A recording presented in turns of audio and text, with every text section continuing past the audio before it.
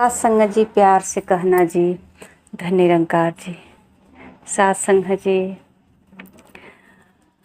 महापुरुष कहते हैं कि अनहद नाद कैसे सुनाई देगा।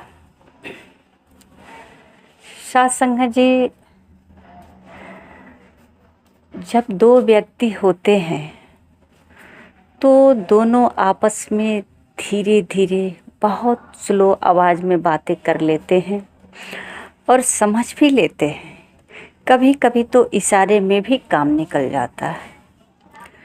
अगर दो से ज़्यादा हुए तो यहाँ आवाज़ बढ़ाना पड़ता है। धीरे धीरे आवाज़ बढ़ता जाता है। जैसे जैसे संख्या बढ़ती जाती है वैसे वैसे आवाज़ बढ़ता जाता है। बोलने वाला एक ही होता है। अगर सुनने वाले 10 हो, 20 हो या 100 से ज़्यादा हो तो सत्संग जी आवाज़ अब बढ़ाने की ज़रूरत होती है, क्योंकि जो 2 लोगों से समझ में आता था अब 10 लोगों में नहीं समझ आ रही है। 100 लोगों में उससे भी अधिक आवाज़ करना पड़ता है, हज़ारों में और अधिक आवाज़ करना पड़ता है। तो सत्संग जी, ये व्यक्ति बोलता तो है पर सुन क्यों नहीं रहे हैं।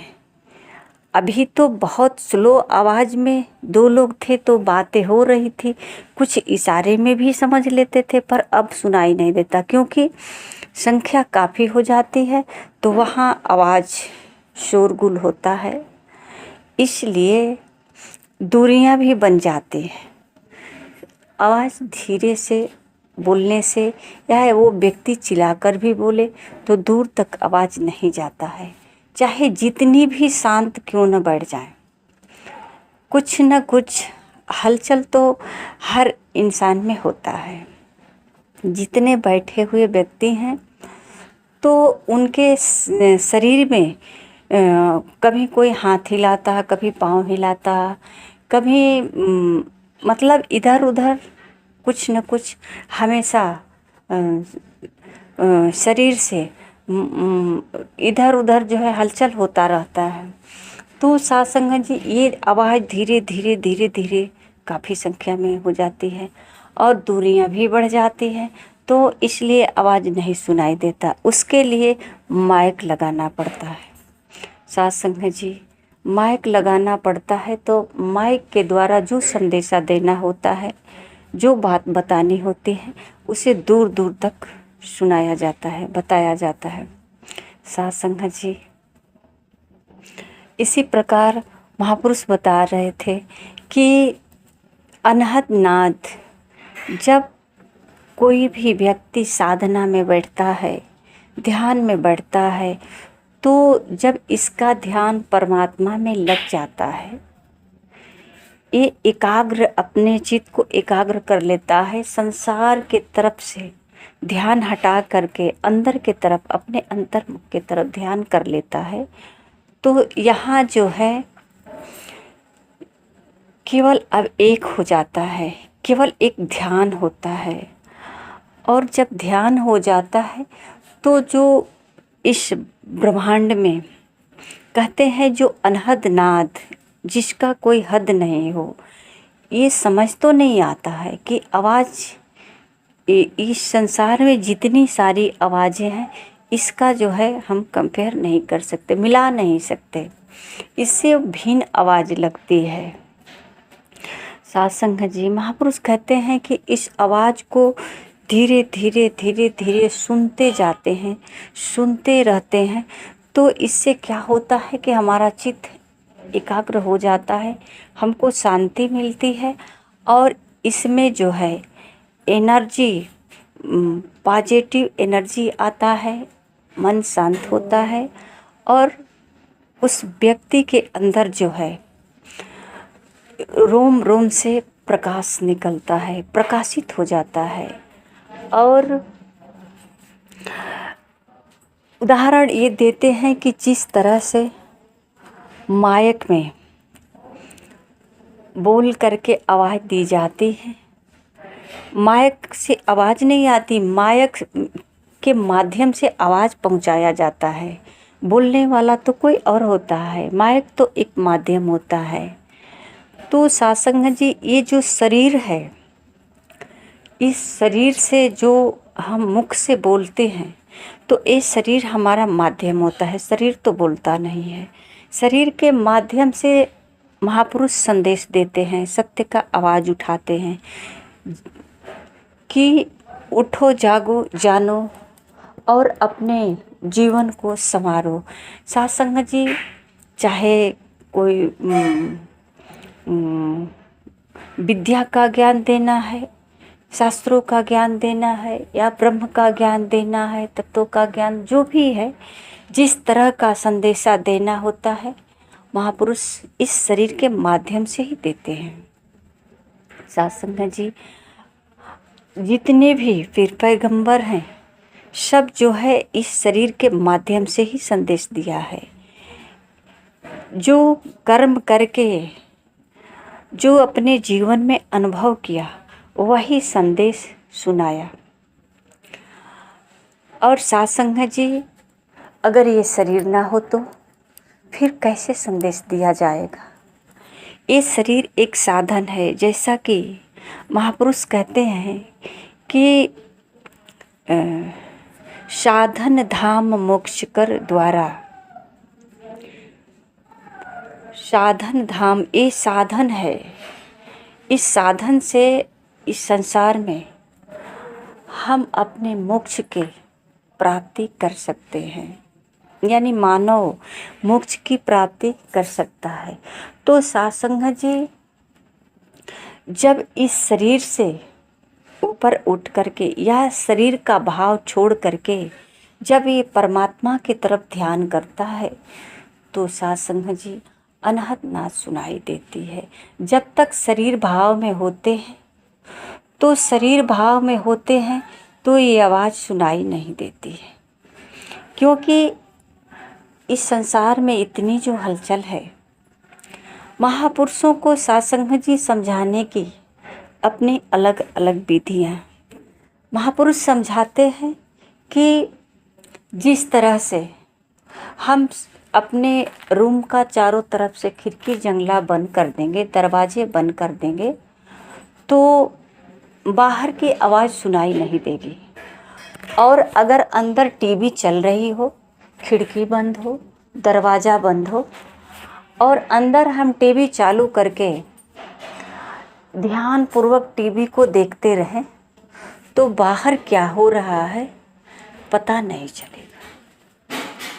बाहर की एक भी आवाज़ हमारे कानों को नहीं छू सकती है, इसलिए कि अंदर हमने हर तरह से दरवाज़ा को बंद कर लिया है और अंदर टीवी चला रखी है। इसी प्रकार सत्संग जी, महापुरुषों ने संदेश दिया कि हमने अपने सभी इंद्रियों को एकाग्र कर लिया, यानी संसार के तरफ से मोड़ लिया। कान, आँख, ध्यान, सब कुछ जो है एकाग्र कर लिया। अब अपना अंतर्मुख हो गए, और इस ध्यान में जब इच्छित हो जाते हैं, तो अंदर जो अनहद नाद बजता है, बस इसी में लीन हो जाते हैं। और इसी को इसमें जब खो जाते हैं, तो यहाँ कोई नहीं होता, केवल एक ध्यान होता है। न शरीर होता, न कोई सुनने वाला होता, न कोई सुनाने वाला होता, सिर्फ एक ध्यान होता है और उसी में खो जाता है। बाहर क्या हो रहा है उससे कोई फर्क नहीं पड़ता, कुछ सुनाई नहीं देता। तो उसे महापुरुष कहते हैं अंतर्मुख, और जो बाहर सुनता है उसे कहते हैं बहिर्मुख। तो सत्संग जी, महापुरुषों का संदेश ये है कि हम क्यों ना अंतर्मुख हो जाएं। अपने अंदर ही सब कुछ कहते हैं, सब कुछ है, पर सत्संग जी इसको एहसास कैसे करें। सत्संग जी, शरीर में इतनी सारी गंदगी है, पर ऊपर से शरीर इतना फिट है। कोई कैसे कह सकता है कि शरीर के अंदर बहुत सारी गंदगी है। और इस शरीर से गंदगी निकलती भी है, मल मूत्र आँखों से गंदगी, नाक से गंदगी, मुख से गंदगी, बदन से पसीना आता है, कुछ भी अच्छा नहीं है, कुछ भी हमारे प्रयोग का नहीं है। पर सत्संग जी, इसको हम अपने देखते भी हैं कि शरीर से ही निकलता है। ये जब बाहर निकलता है तो शरीर को आराम मिलता है। जब बाहर निकलता है शरीर को आराम मिलता है। सत्संग जी, कुछ इस तरह का मन के भीतर होता है। महापुरुष कहते हैं ये कामना है, वासना है, लोभ है, लालच है, इन सबको जो है अंदर से जब हम अंतर्मुख होते हैं तो अंदर से सब धीरे धीरे बाहर निकलने लगता है। जब हमारा ध्यान जब परमात्मा में लीन हो जाते हैं तो अंदर से सब धीरे धीरे ये सब कचरा निकलने लगता है। और जब कचरा निकलने लगता है तो शांति को प्राप्त करते हैं, मोक्ष मिलता है। इसी को कहते हैं मुक्ति। सबसे मुक्ति मिल गई, आनंद के पात्र बन गए, आनंदित हो गए। ये जो है इतना सारे सुख को प्राप्त कर लिए, मानो कि इनके जीवन में केवल आनंद ही आनंद है। अब यहाँ न कोई चाह रह गई है, न कोई चिंता रह गई है। इसलिए संसार जी को कहना पड़ा कि चाह गई चिंता गई, मनवा बेपरवाह, जिसे कछु नहीं चाहिए वही है शहंशाह। तो ये शहंशाह से मिल करके शहंशाह हो जाते हैं। इनको जो है अब कुछ नहीं चाहिए, होता भी नहीं, क्योंकि ये है। होता तो इनको जो है चाहत होती, पर ये होते तो नहीं, ये तो मिल जाते हैं, लीन हो जाते हैं उसी में। अब बाहर क्या दिख रहा है, बाहर क्या है, क्या हो रहा है, कोई बुला रहा है, कुछ भी सुनाई नहीं देता। महापुरुष उदाहरण दे रहे थे कि सत्संग जी, ध्रुव जी जब घर से निकले, 5 वर्ष की उम्र में ध्रुव जी जब घर से निकले तो उनकी माताजी बताई थी कि परमात्मा कैसा है। तो परमात्मा कैसा है माताजी बताई थी। ठीक माताजी के बताए हुए उसी कल्पना करके, उसी जो है जो गुण जो छवि का वर्णन बताई थी माताजी, उसी को जो है कल्पना करने लगे, अंदर एक मूर्त बैठाने लगे और धीरे धीरे धीरे धीरे उस मूर्त का आकार बन गया उनके अंदर और उसी में लीन हो गए। अब परमात्मा इनके अंदर है तो अब इनसे बातें होने लगी, इनको देखने लगे, इनकी आवाज़ सुनने लगे। तो यहाँ ध्रुव जो है परमात्मा को अंदर बैठा लिया। सत्संग जी, कहा जाता है कि अब ध्रुव जी को जो है जगाने के लिए बहुत प्रयास किया गया। यहाँ तक महापुरुष कहते हैं कि ढोल नगारे बजा, नारद जी आए, कितने प्रयास किए सब लोग, फिर भी ये नहीं जगे। इनका ध्यान, ये तो परमात्मा में लीन हो गए थे, तो फिर ये आंखें कैसे खुलेगी, ये कैसे बाहर के लोगों से बात करेंगे। तो सत्संग जी यहाँ कहते हैं कि भगवान विष्णु आते हैं और भगवान विष्णु बुलाए तो नहीं बोले। तो जब भगवान विष्णु ध्यान दिए, ध्यान लगा कर देखे तो ओहो, बोले कि ये तो मुझे अंदर ही बैठा लिया है। तो फिर जो है अपनी ऐसी माया का असर दिखाए कि अपना जो अंदर जो छवि था उसको खींच लिए, यानी कि ध्रुव के ऊपर माया का असर आ गया और ध्रुव अपनी आंखें खोल दिया। जैसे ही परमात्मा का अंदर से मूर्ति हटा और इनका ध्यान टूट गया। ये संसार के तरफ देखने लगे, यानी कि बाहर की आवाज़ सुनाई देने लगी। ध्रुव जी को बाहर की आवाज़ सुनाई देने लगी। अब तक तो ये अंदर देख रहे थे और अंदर की आवाज़ सुनाई दे रही थी, लेकिन अब ये बाहर का आवाज़ कानों से टकराया और ध्रुव जी तुरंत जो है आंखें खोला और देखा तो जो बाहर देख रहे थे उस भीतर जो देख रहे थे भगवान विष्णु को, ठीक वही हूबहू छवि आँखों के सामने खड़ा मिले। और तुरंत जो है स्पर्श किए, चरण स्पर्श करके इनके चरणों में गिर करके। तो साथ संगत जी, यहाँ सदगुरु माता सुदीक्षा जी महाराज आज वर्तमान समय की सतगुरु रहबर यही बता रही हैं, यही परमात्मा की छवि को दिखा रही हैं कि ये परमात्मा कैसा है, इनका साक्षात्कार करा रही हैं कि इसका बोध कर लो।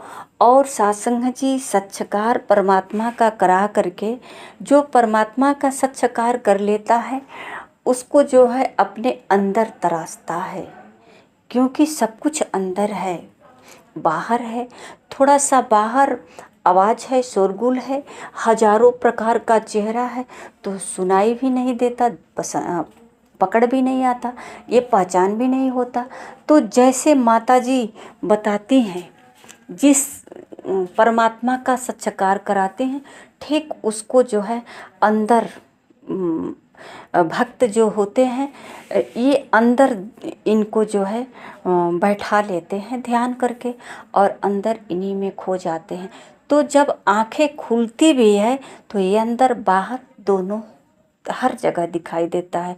तो महापुरुष कहते हैं कि अंग संग तुझको देखकर अवतार करे अरदास, तू राजा अधिराज है मैं दासों का दास। ऐसा शहंशाह जी अनुभव किए और सत्संग जी अवतार बाड़ी में लिखा कि ये परमात्मा बाहर और भीतर दोनों है। पर सत्संग जी बाहर भीतर दोनों है और इसे पहचानने के लिए हमें सतगुरु के चरणों में आना पड़ेगा। बिना सतगुरु का पहचान कैसे हो सकता है। ध्रुव जी की माता ने परमात्मा का पहचान बताई और वही पहचान अंदर ध्रुव जी कल्पना करके छवि को बनाया और वो छवि सामने भी आ गया। सत्संग जी सच है कि अगर ब्रह्म का साक्षात्कार हो जाता है, सतगुरु माता जब साक्षात्कार करा देते हैं तो ये ब्रह्म भीतर और बाहर सब जगह व्याप्त है। आइए सत्संग जी, सच में अगर हम चाहते हैं कि परमात्मा को हर जगह देखें, सब में देखें, क्योंकि ये बाहर भीतर सब परमात्मा ही है। बाहर साकार रूप है, भीतर निराकार रूप है। तो सत्संग जी हम चाहते हैं कि परमात्मा का बाहर और भीतर कहते हैं परम पिता परमात्मा सब तेरा संतान, भला करो सबका प्रभु सबका हो कल्याण। ऐसा भाव जब निकलने लगता है, ऐसा भाव तब निकलता है जब ये साक्षात्कार होता है और बाहर भीतर परमात्मा को देखने लगते हैं।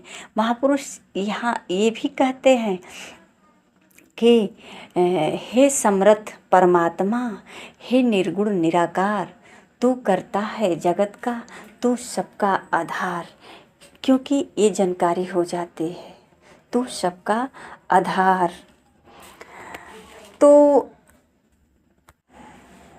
ये पहचान हो जाता है कि ये जितना भी देख रहे हैं ये परमात्मा का ही रूप है। कहते हैं तेरा रूप है ये संसार, सबका भला करो करता, ये तेरा रूप है।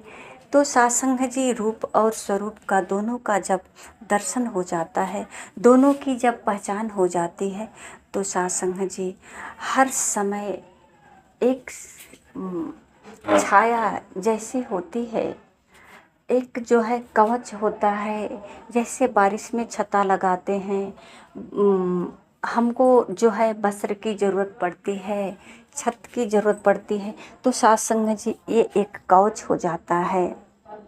हर समय सकारात्मक भाव जो है हमारे मन में गुजता रहता है और मन में ये मन इसी के वजह से जो है इसमें परिवर्तन आ जाता है। रंग रूप नाक नक्शा तो नहीं बदलता, लेकिन मन का भाव बदल जाता है। तो संसार में सत्संग जी हम कहते हैं कि ये साधु जी हैं, ये महात्मा है, इनकी वाणी बहुत अच्छी है, ये अपने शब्दों से वाणी से किसी का कल्याण कर रहे हैं, जो सिखा रहे हैं, समझा रहे हैं, ये सबका भला कर रहे हैं, अच्छा शिक्षा दे रहे हैं। तो सत्संग जी जब ये सकारात्मक भाव आता है इनके अंदर, और वो भाव तब आता है कि जब ये अंदर बाहर परमात्मा का साक्षात्कार कर लेते हैं। और साक्षात्कार तब होता है कि जब तत्वदर्शी गुरु मिलता है। आज सतगुरु माता सुदीक्षा जी महाराज, साध संगत जी सबको आत्मा का साक्षात्कार करा करके, परमात्मा और आत्मा दोनों का भीतर बाहर मेल करा करके सबका लोक सुखी परलोक सुहेला कर रहे हैं। साध संगत जी प्यार से कहना जी, धन्य निरंकार जी।